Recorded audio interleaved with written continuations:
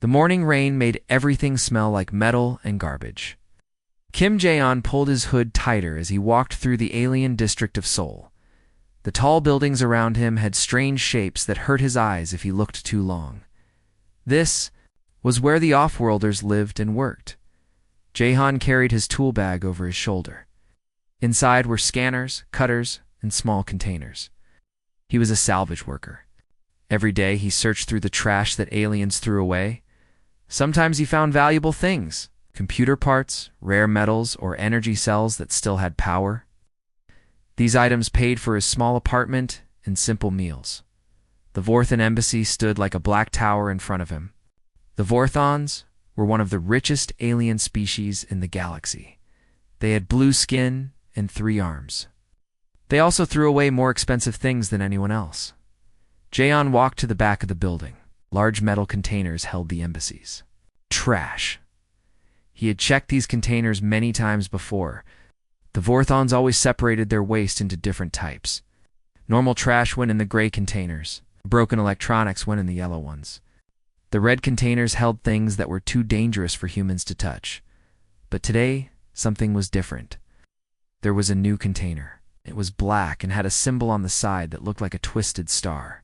Jae-on had never seen this symbol before. He looked around to make sure no one was watching. The alley was empty except for a few small cleaning robots.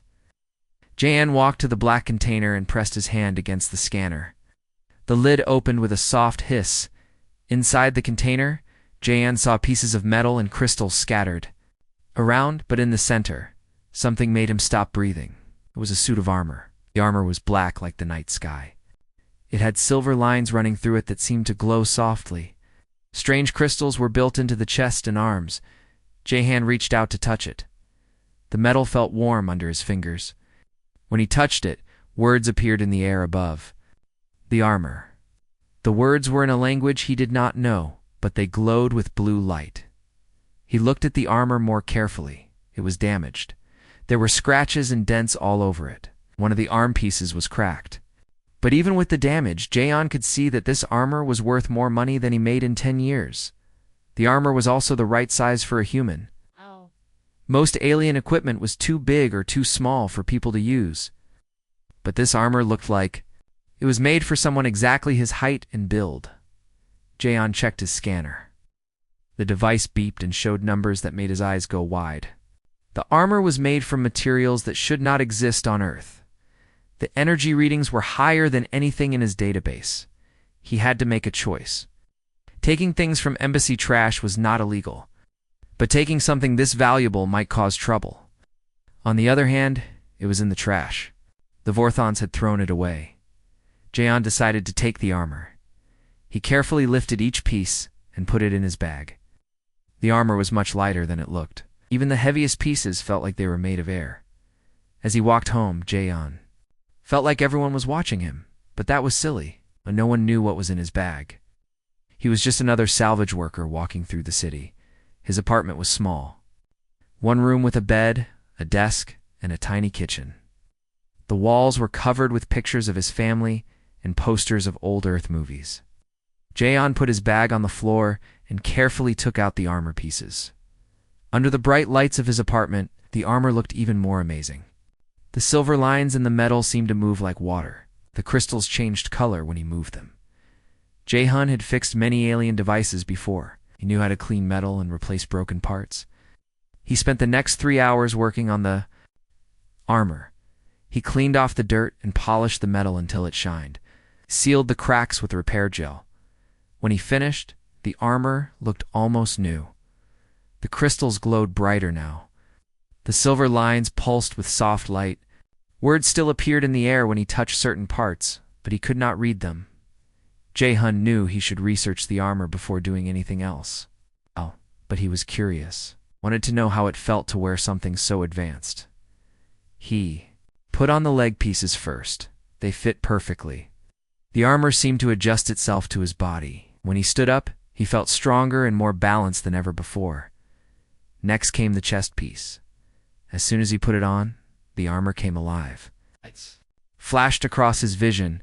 He heard a soft humming sound. The crystals on his chest began to glow with warm light.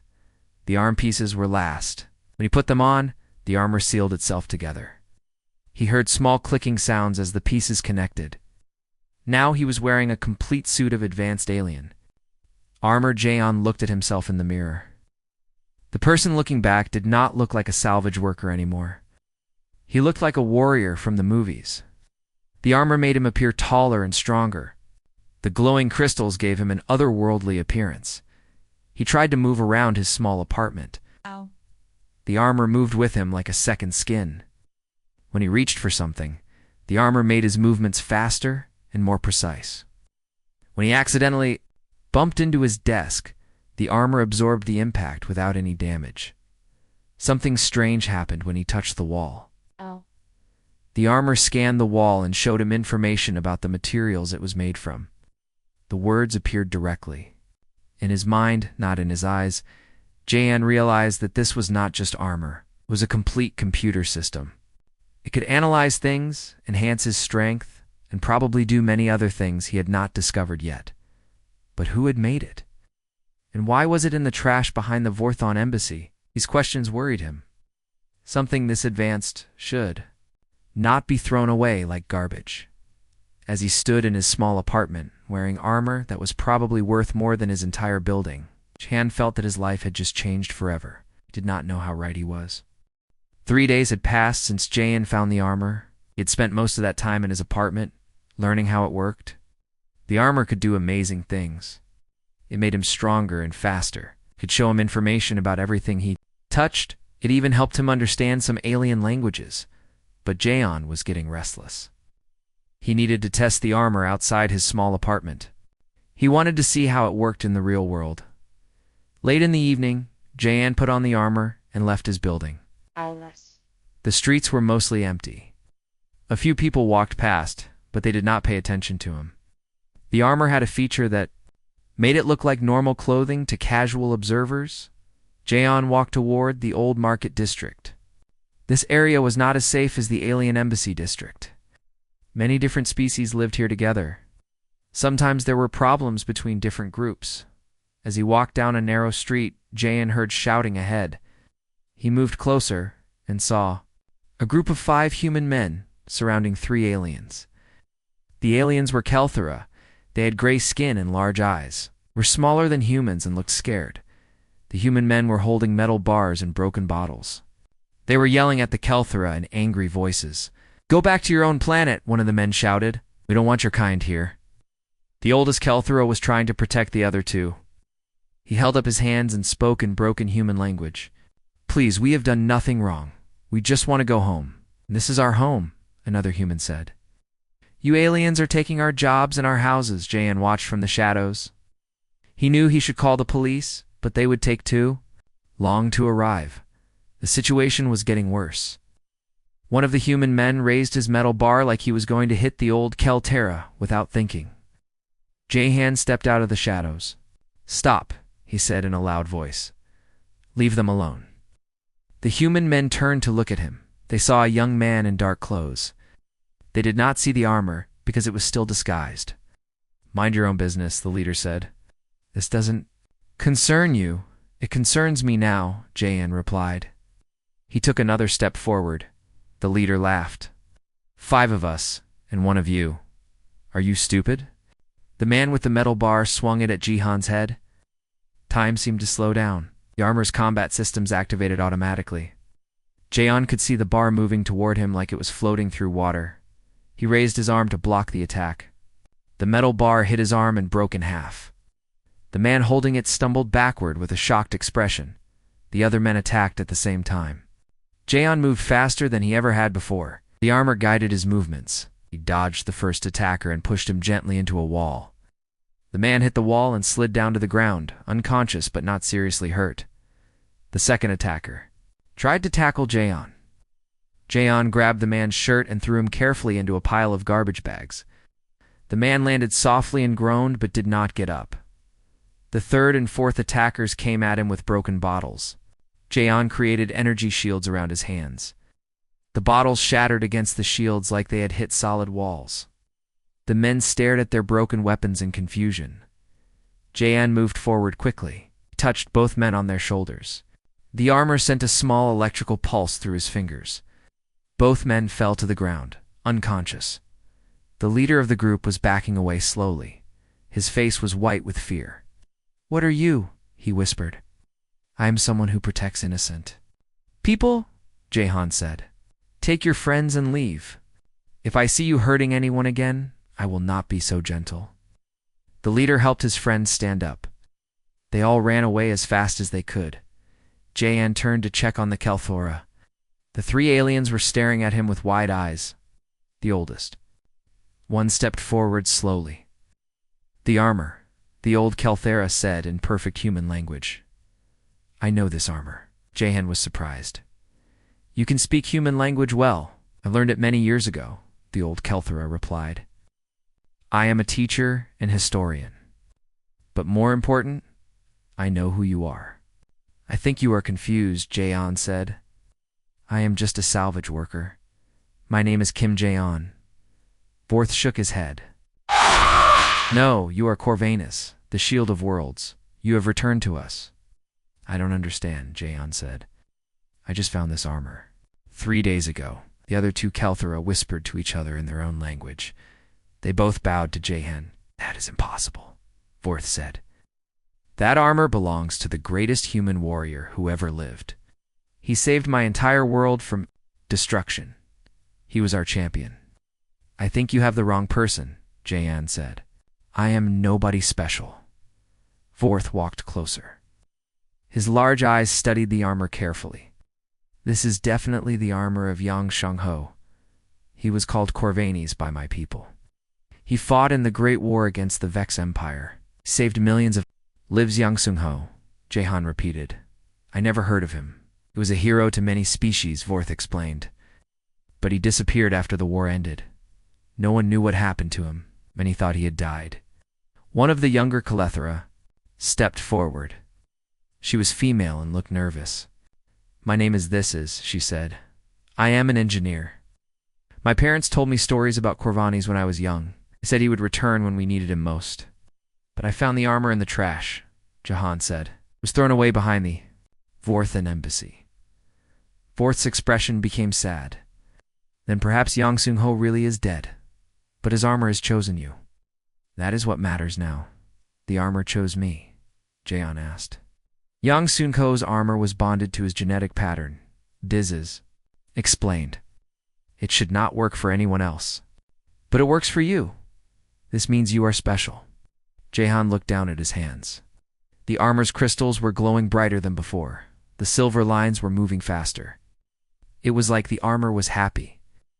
"I don't want to be special," Jahan said. "I just want to live a normal life." Vorth placed his hand on Jahan's shoulder. "Sometimes we do not choose our destiny. Sometimes our destiny chooses us. You saved us tonight. You are already becoming the hero this armor needs." "What am I supposed to do?" Jahan asked. "For now, just be yourself," Vorth said. "But be ready. If the armor has awakened again, it means dark times are coming. The galaxy may need Corvanus." Once more, as the three Kelthora walked away, Jahan stood alone in the empty street. The armor felt heavier now, not because of its weight, but because of what it represented. He was no longer just a salvage worker who had found something valuable. He was wearing the armor of a legend, and somehow that legend was becoming his responsibility. Jahan woke up to the sound of his doorbell ringing. He looked at his clock. It was 6 in the morning. No one ever visited him this early. He put on his regular clothes and walked to the door. When he opened it, he saw his neighbor Park Minsu. Standing in the hallway, Minsu was holding a tablet computer and looked very excited. "Jahan, you need to see this," Minsu said as he walked into the apartment. "You are famous." "What are you talking about?" Jahan asked. Minsu showed him the tablet. On the screen was a video from last night. It showed Jahan fighting the 5 men who were attacking the Kelthora. The video was not very clear, but it showed him moving impossibly fast and creating energy shields. "Where did this come from?" Jahan asked. "Someone recorded it and put it on the net," Minsu explained. "It has been viewed 10 million times in the last 6 hours. Everyone is talking about it." Jahan felt his stomach drop. "This is bad, bad." This is amazing, Minsu said. Look at the comments. People are calling you a superhero. Some are saying you must be wearing advanced alien technology. I need to keep this secret, Jayan said. Too late for that, Minsu replied. It's the alien. News networks picked up the story. They're saying that a human warrior has returned to protect them. Jahan sat down on his bed. This was exactly what he had been afraid of. He had hoped to keep the armor secret until he figured out what to do with it. There's more, Minsu said. 3 different alien embassies have already requested meetings with you. They want to know if you are really the legendary warrior Corvanes. How do they know that name? Jayan asked. Apparently the old Kelthera you saved last night has been talking to everyone, Minsu explained. Told them about the armor and about Yang Sung-ho. Before John could respond, his doorbell rang again. This time it rang many times very quickly. Someone was very eager to see him. Jahan looked through the peephole. In the hallway stood a group of well-dressed aliens. He recognized them as Kelthera, but they were wearing expensive clothes and carrying official-looking briefcases. Pretend. I am not here, Jahan whispered to Minsu. Too late, Minsu said. They probably know you are home. The doorbell kept ringing. Then someone knocked on the door very loudly. Kim Ji-on, a voice called out, "We are from the Kelthora government. We need to speak with you about a very important matter." Sighed he had no choice. He opened the door. 3 Kelthora stood in the hallway. The one in front was tall for his species and wore a dark blue uniform with gold decorations. The other 2 carried electronic devices and were scanning everything. With their equipment, "My name is Ambassador Zenth," the tall Kelthera said. "I represent the Kelthera Confederation. We have traveled a very long distance to speak with you." "I think you have the wrong person," Jayan said. "We have the right person," Zenth replied. "You are wearing the armor of Yang Sun-sho. You're the one the humans call Corvanes." "I just found the armor," Jayan said. "I am not a warrior." "May we come inside?" Zenth asked. "This is not a conversation for the hallway." Jahan looked at Minsu, who nodded. They let the aliens into the small apartment. Ambassador Zenth looked around the tiny room. "You live simply. For someone who possesses the most powerful armor in the galaxy, I told you, I just found it," Jahan said. "Yes, we know," Zenth said. "But the armor has chosen you. That is what matters." One of the other Kelthera stepped forward. "I am General Korath. I commanded troops alongside Yang Sung-ho during the war. I know that armor well. What do you want from me?" Jan asked. "We need your help," Zenth said. "The Vex Empire is moving again. They have begun attacking our outer colonies. Our people are dying." "I am sorry to hear that," Jahan said. "But I cannot help you. I am just a salvage worker," the armor says. "Otherwise," General Korath said, "that armor only works for someone with the heart of a warrior. It chose you for a reason." "Maybe it is broken," Jahan said. "It is not broken," Zenth said. "We have been monitoring its energy signature since last night. It is operating at full power, something it has not done since Yang Sung-ho disappeared." Minsu had been listening quietly. "What happened to Yang Sung-ho?" he asked. "He saved our homeworld from the Vex Empire," General Korath explained. "But the battle was terrible. Many died. After the war ended, Yang Sung-ho said he was tired of fighting. He wanted to go home and live in peace. So he came back to Earth," Jayon asked. "We think so," Zenth said. "But we lost contact with him. The last message we received was 30 years ago. He said he was putting down his weapons forever." "Then why was his armor in the trash?" Minsu asked. "We do not know," Zenth admitted. "But we think Yang Sung-ho is dead. The armor would not work for anyone else while he was alive." Jayan felt sad hearing this. Even though he had never met Yang Sung-ho, he felt connected to him through the armor. "I understand this is difficult," Zenth said. "But our people are in danger. The Vex Empire has new weapons. Our military cannot stop them alone." "I do not know how to fight," Jahan said. "I have never been in a war." "The armor will teach you," General Korath said. "Contains all of Yang Sung-ho's combat knowledge. It will guide you." "What if I refuse?" Jahan asked. "Then many innocent people will die," Zenth said sadly. "But we cannot force you." "Always said that true warriors choose to fight. They are not made to fight. Before anyone could say more, Jihan's phone rang. The caller ID showed it was his girlfriend, Lee Soo-young. "I have to take this," Jihan said. "Jihan, where are you?" Soo-young's voice sounded worried. "There are reporters outside my apartment. They are asking questions about you." "What kind of questions?" Jihan asked. "They want to know if you are really some kind of superhero," Soo-young said. "They showed me a video of you fighting some men." "Jihan, what is going on?" Jihan looked at the aliens in his apartment. Then he looked at Min-soo, who was still holding the tablet with the video. "I will explain everything later," Jihan said. "But right now I need you to stay away from the reporters. This is serious, isn't it?" Soo-young asked. "Very serious." After he hung up, Ambassador Zenth spoke again. "The whole galaxy is watching now. The story of Corvani's returning has spread to every world. Our people have hope for the first time in months." "But I am not Corvanus," Jihan said. "You are now," General Korth said. "Whether you choose to be or not. The armor has made you part of something bigger than yourself." Jihan walked to his window and looked out at the city. In the distance, he could see news vehicles heading toward his building. His simple life was over. Everything had changed because he had found a piece of armor in the trash. "I need time to think," Jihan said. "Time is something we do not have much of," Zenth said. "But we will give you until tomorrow. After that, we must return to our people with an answer." As the aliens left his apartment, Jihan realized that his biggest problem was no longer learning how to use the armor. His biggest problem was deciding what kind of person he wanted to be. Jihan could not sleep. He had been lying in bed for 3 hours, staring at the ceiling. Tomorrow he had to give Ambassador Zenth an answer. The weight of that decision felt heavier than the armor itself. At midnight, he got up and put on regular clothes. He needed to walk and think.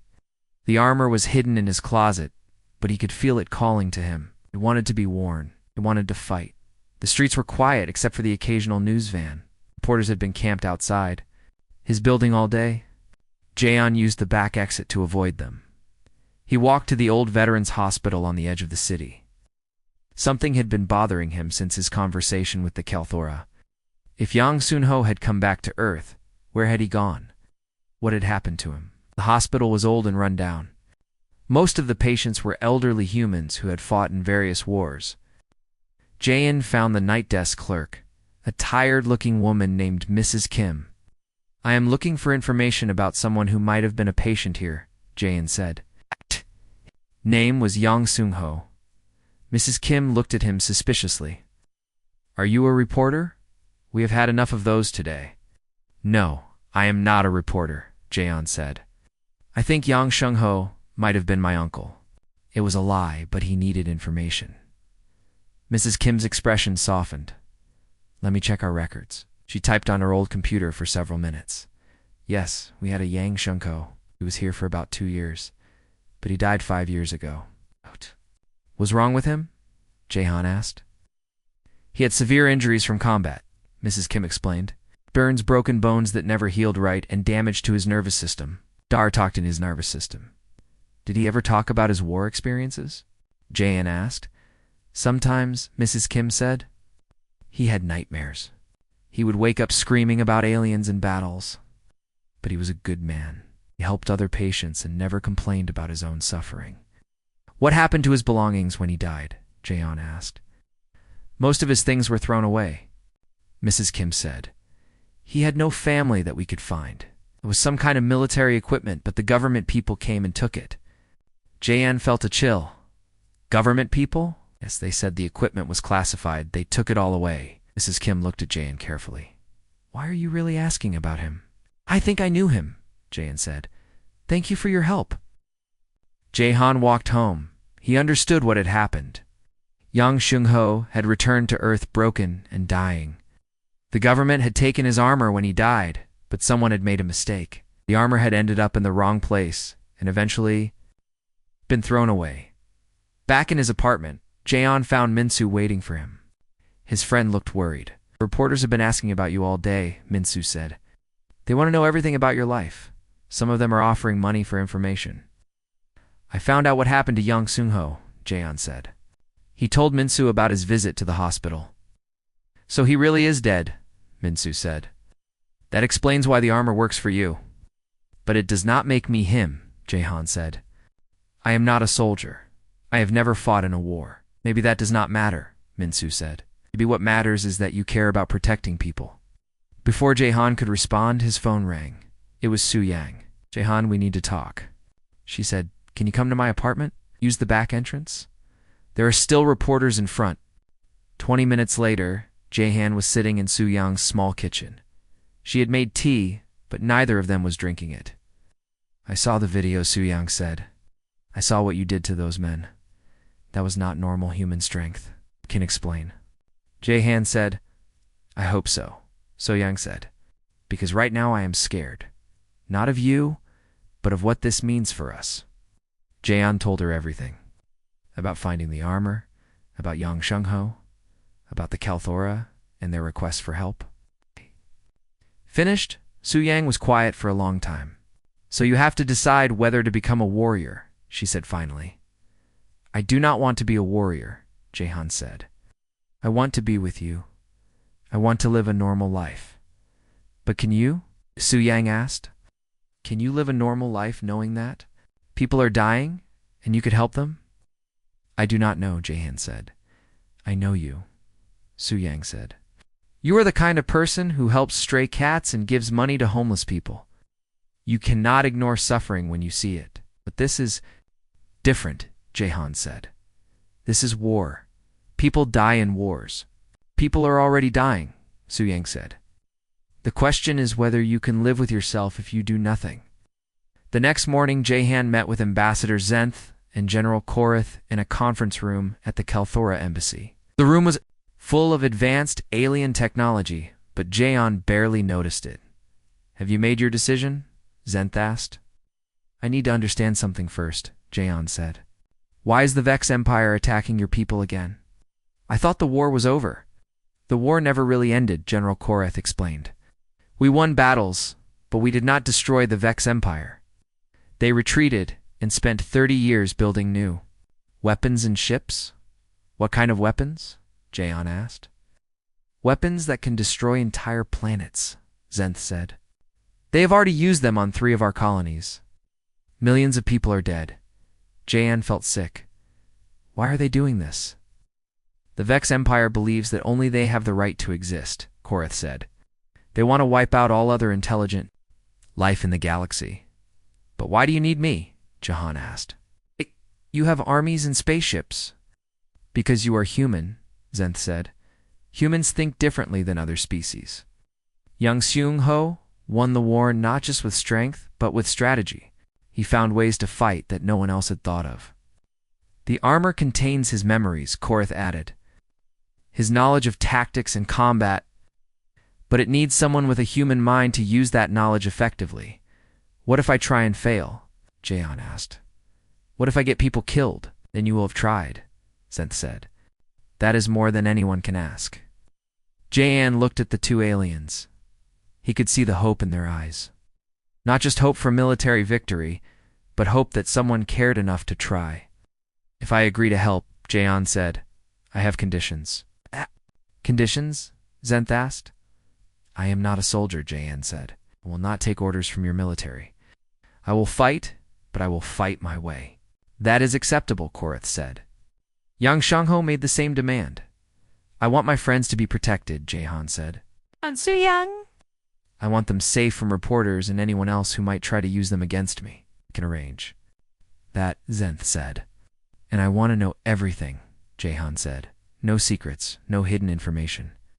If I am going to risk my life, I want to know exactly what I am fighting for. Agreed, Zenth said. Jahan took a deep breath. And I will help. You, but I am not doing this because I am Corvinus. I am doing this because it is the right thing to do. That is exactly why the armor chose you, Korath said with a smile. As Jahan left the embassy, he felt different.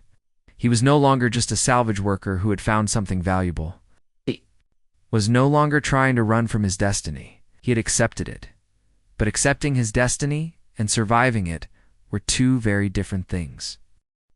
2 weeks had passed since Jahan agreed to help the Kalthera. He had spent those weeks training with the armor and learning about alien technology. The Kelthora had given him a small ship to practice with. Every day he flew missions in Earth's solar system, getting used to space combat. The armor taught him things as he used it. When he put it on, he could feel Yang Sung-ho's memories flowing into his mind. Combat tactics, weapon systems, and battle strategies all became part of his deep knowledge. But the memories also showed him the cost of war. Yang Sung-ho had seen friends die. He had made terrible choices to save lives. Jae-han was eating breakfast in his apartment when his emergency communicator buzzed. It was a direct line to Ambassador. "Zenth Jaeon, we need you immediately." Zenth's voice was full of panic. "The Vex have attacked Research Station Omega-7. They have taken hostages." "Where is the station?" Jaeon asked as he ran to get his armor. "In the Kepler system," Zenth replied. "It is 3 days away at normal speed, but we have prepared a fast ship for you." What kind of research was happening there? As he put on the armor, "Evacuation planning," Zenth said. "The station contains the locations of all Kelthera civilian settlements. If the Vex get that information, they can target every family, every school, every hospital." Jaeon felt the armors.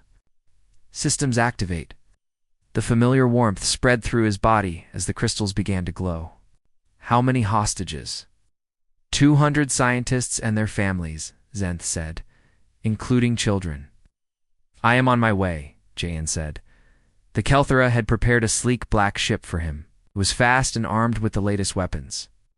As Jaeon climbed into the pilot's seat, he saw another figure approaching the ship. "I am coming with you," the person said. It was Captain Cho Heinwoo, a human officer from the Earth Defense Force. Jaeon had met him during training. "This is not an official Earth mission," Jae-han said. "I know," Hyunwoo replied. "But those are innocent people up there. I volunteered to help." "It could be dangerous," Jaeon warned. "So is letting the Vex win," Hyunwoo said as he climbed into the co-pilot seat. The trip to the Kepler system took 18 hours in the fast ship. During the journey, Hyunwoo helped Jae-han plan their approach. They studied the station's layout and the Vex ship designs. "The Vex are not like other species," Hyunwoo explained. "They do not take prisoners to trade or negotiate. They take prisoners to learn about their enemies." "What do you mean?" Jae-han asked. "They will torture the scientists for information," Hyunwoo said. "Then they will kill them all anyway. The Vex do not believe other species have the right to exist." When they arrived at the research station, Jae-han could see the damage immediately. The station was a large white structure with multiple sections connected by tubes. Several of those sections had been blown apart. Massive Vex warships sat next to the station like a giant black spider. "How do we get inside without being detected?" Jaeon asked. "The armor has stealth capabilities," Hyunwoo said. "But they only work for one person." "Then I go in alone," Jaeon said. "No," Hyunwoo replied.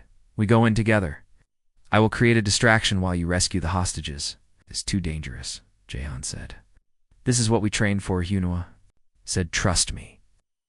They approached the station from the dark side, where the Vex sensors were weakest. Hyunwoo piloted a small fighter, while Jaeon used the armor's spacesuit functions to fly alongside him. The plan was simple. Hyunwoo would attack the Vex ship's weapon systems to draw their attention. While the Vex were busy fighting him, Jaeon would enter the station and free the hostages. But when they got closer, they saw something that changed everything. The Vex were loading the hostages onto their ship. The evacuation data had already been copied. In a few hours, the Vex would leave with both the information and the prisoners. "We have to move now," Jaehan said. "The odds are bad," Hyunwoo warned. "There are hundreds of Vex soldiers on that ship, and we better be smart about this," Jaehan replied. Jaehan flew directly toward the Vex ship while Hyunwoo began his attack. Run. The armor's stealth systems hid him from most sensors, but he had to be careful. One mistake would alert every Vex soldier on the ship. The Vex ship was huge and dark inside. Strange purple lights provided the only illumination. Jaeon found the prisoner holding area near the ship's center. Through the walls, he could hear crying and frightened voices. The holding area was guarded by 6 Vex soldiers. They were tall, creatures with forearms and skin like black metal. Their weapons could cut through most armor like paper. Jaeon had learned from Yang Sunjo's memories that the Vex were dangerous but predictable. They relied on superior technology and numbers. They did not expect creative tactics. Jaehan used the ship's ventilation system to move above the guards. When he was directly over them, he dropped down and activated the armor's shock weapons. All 6 guards collapsed before they could raise an alarm. Inside the holding area, Jaehan found the hostages crowded into small cages. They were mostly Calthera, but there were also some humans and other species. Everyone looked terrified. "I am here to rescue you," Jaehan said quietly, "but we have to move fast." An elderly Calthera scientist stepped forward. "You are Corvanus," she whispered. "We heard you had returned." "Right now, I am just someone trying to save your lives," Jaehan said as he broke the locks on the cages. "Follow me and stay quiet." Leading 200 people through an enemy ship was not easy. The armor's sensors helped Jaehan avoid Vex patrols, but the group moved slowly. Children cried and adults stumbled in the strange gravity. Halfway to the escape pods, alarms began ringing throughout the ship. Red lights flashed and Vex voices echoed through the corridors. "They found the unconscious guards," Jaehan said. "We need to run." The group ran through the ship's corridors as Vex soldiers appeared behind them. Jaehan stayed at the back of the group, using the armor's weapons to hold off their pursuers. Energy blasts flew past his head as he returned fire. "The escape pods are just ahead." Jaehan shouted to the hostages, but when they reached the pod bay, they found it blocked by a squad of Vex soldiers. These were not regular troops. They wore heavy armor and carried weapons that glowed with dangerous energy. "Get behind me," Jaehan told the hostages. The Vex opened fire immediately. Jaehan created energy shields to protect the civilians, but the enemy weapons were powerful. The shields flickered and sparked under the assault. One of the children, a young Kelthera girl, tripped and fell in front of the Vex soldiers. A soldier raised his weapon to kill her. Something inside Jaehan snapped. The armor's combat systems activated at full power. Time seemed to slow down as he moved faster than ever before.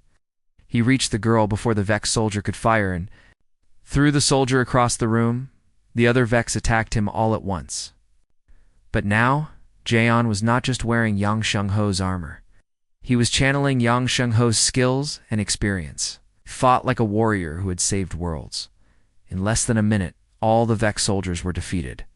The hostages stared at Jaehan in amazement. The armor was glowing brighter than they had ever seen. "Everyone into the pods," Jaehan said. "Now." As the escape pods launched toward safety, Jaehan stayed behind to make sure the Vex could not follow. He planted explosives throughout their ship's engine room. When they detonated, the massive warship would be stranded by the time Jaehan reached. His own escape pod, Captain Hinwoo, was waiting for him. "The hostages are safe," Hinwoo reported. "The evacuation data has been destroyed." "The Vex got nothing," Jaehan said as he collapsed into a seat. The armor's power systems were running low after the intense combat. "You did something amazing back there," Hyunwoo said. "You saved all those people." "We saved them," Jaehan corrected. "I could not have done it alone." As their ship flew back toward Kelthera space, Jaehan realized that something had changed inside him. He was no longer just wearing Yang Sungho's armor. He was becoming the warrior the galaxy needed him to be. But he had also learned something important. Being a hero was not about being the strongest or the fastest. It was about making the choice to protect innocent people, even when it was dangerous. The real test was still coming. The rescue mission at Research Station Omega-7 had been successful, but it revealed a terrible truth. The Vex Empire was using human-made weapons in their attacks.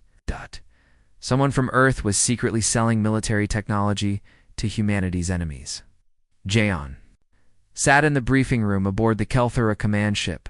Around the table were Ambassador Zenth, General Korath, Captain Hinwoo, and several other military leaders from different species. The evidence was spread out before them. These are definitely human energy weapons, Hyunwoo said, pointing to damaged pieces recovered from Vex ships. But they are more advanced than anything our military uses, which means they come from a private company, General Korath said. Someone is making weapons specifically to sell to the Vex. Do we know who? Jaeon asked. We have traced the technology to Stellar Dynamics Corporation, Zenth replied. They are one of Earth's largest military contractors. That is impossible, Hyunwoo said. Stellar Dynamics has contracts with the Earth's Defense Force. They would never betray their own species. Money makes people do terrible things, Korath said sadly. I've seen this before. Jaeon studied the evidence. The weapons were clearly human in design, but they had been modified with alien technology. Someone was combining human engineering with Vex improvements to create weapons that could destroy entire planets. We need proof, Jaeon said. Cannot accuse a major corporation without solid evidence. The proof is in their secret research facility, Zenth said. It is located in the asteroid belt between Mars and Jupiter. Our spies have confirmed that. They are building weapons there. Then we need to get inside that facility, Jaeon said. It will not be easy, Hyeon warned. Stellar Dynamics has their own security force. The facility is heavily defended. There is another problem, Korath added. The Vex Empire is planning a major attack on the Kelthora homeworld. Our intelligence says they will strike in 3 days. If we do not stop them, billions will die. So we have to do both, Jaehan said. Stop the weapon shipments and defend the homeworld. That is impossible with our current forces, Zenth said.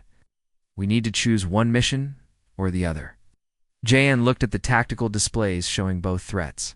The Vex fleet heading toward the Kelthora homeworld was massive. But the weapons facility was the real problem.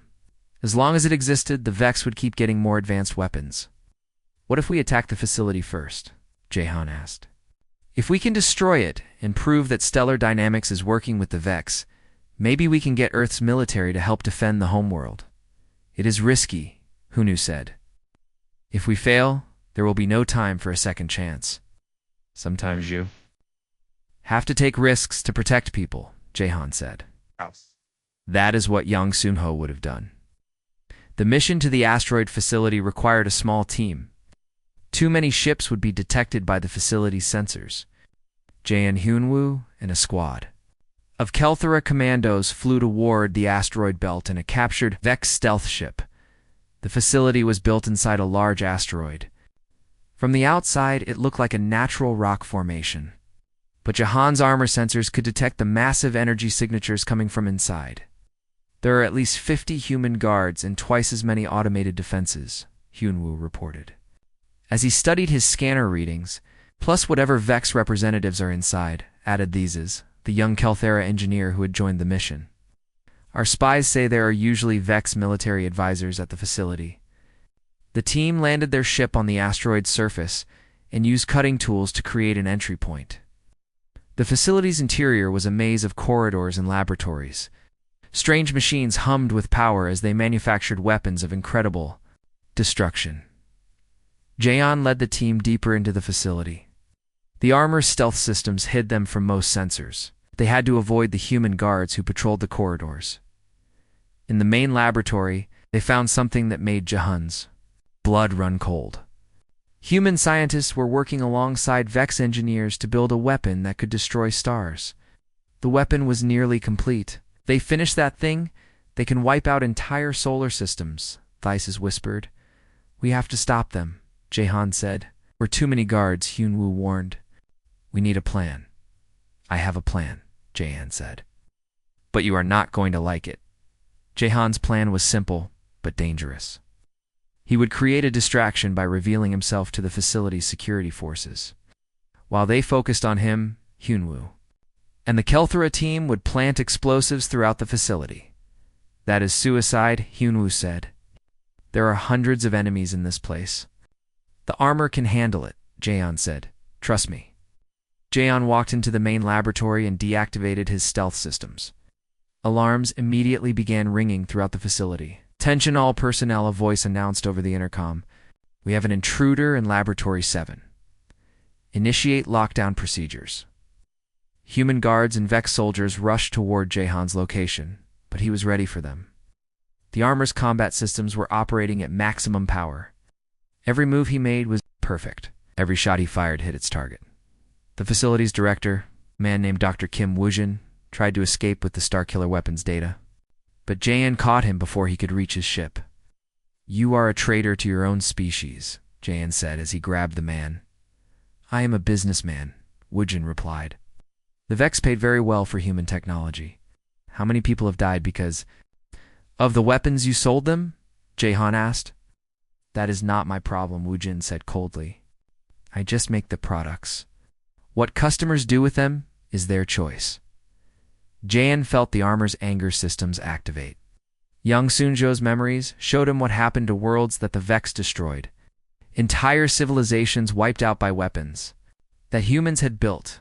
But instead of hurting Woojin, Jahan restrained him. "You are going to confess everything," he said. "You are going to tell the galaxy what you have done." Ow. The explosives that Hyunwoo and the Kelthora team had planted destroyed the facility completely. Starkiller weapon was vaporized along with all the research data. But more importantly, they had captured Woojin and several other conspirators alive. The confession videos that Woojin made were broadcast across the galaxy.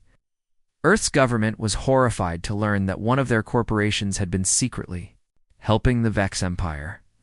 Within hours, Earth's entire military fleet was heading toward the Kelthora homeworld to help defend it. The battle for the Kelthora homeworld was the largest space combat in galactic history. Hundreds of ships from dozens of species fought against the Vex invasion fleet. Jahan flew his fighter in the thick of the battle. Using the armor's tactical systems to coordinate the Allied forces, the Vex had superior numbers, but the Allied forces had something the Vex did not understand. They had hope. They had people willing to die for each other regardless of what species they came from. When a Vex battleship broke through the defensive lines and headed for the planet's surface, Jahan flew his ship directly into its path. The armor's power. Systems overloaded as he channeled every bit of energy into his weapons. The battleship exploded in a burst of light that could be seen from the planet below. The battle lasted for 18 hours. When it ended, the Vex fleet was in retreat. The Kelthora homeworld was safe, but the cost had been high. Many ships had been destroyed and thousands of brave people had died, as Jahan floated in space, waiting for rescue. He thought about everything that had happened since he found the armor in the trash. He had started as a simple salvage worker. Now he was a hero to billions of people across the galaxy. But the most important thing he had learned was that being a hero was not about the armor he wore or the power he possessed. It was about the choices he made. It was about standing up for people who could not protect themselves. 6 months later, Jahan stood in his new office on the Kelthora homeworld. He was now the official liaison between Earth and the Kelthora Confederation. Worked beside him as a diplomatic aide, Minsu had become his technical specialist, helping to integrate human and alien technologies. The armor hung in a display case on his office wall. He still wore it when duty called, but he no longer needed it to define who he was. He'd become the hero the galaxy needed through his own choices and actions. Outside his window, he could see ships from a dozen different species working together to rebuild what the war had damaged. Human engineers worked alongside Kelthora scientists. Former enemies had become friends united by their shared experiences.